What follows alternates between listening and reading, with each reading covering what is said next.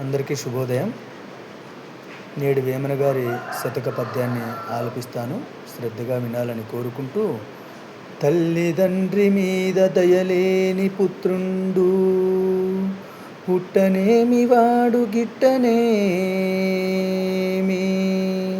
పుట్టలోన చెదలు పుట్టదా గిట్టదా, విశ్వదాభిరామ వినురవేమా, విశ్వదాభిరామ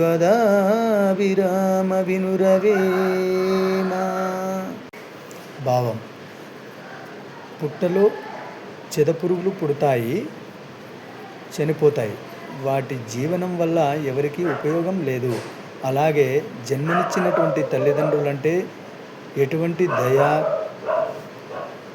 కనికరం లేనివాడు పుట్టినా చనిపోయినా ఏమీ ప్రయోజనం లేదు. అటువంటి వారి పుట్టుక వృధా అని ఈ పద్యం యొక్క భావం అని తెలుసుకోవాలి. ధన్యవాదములు.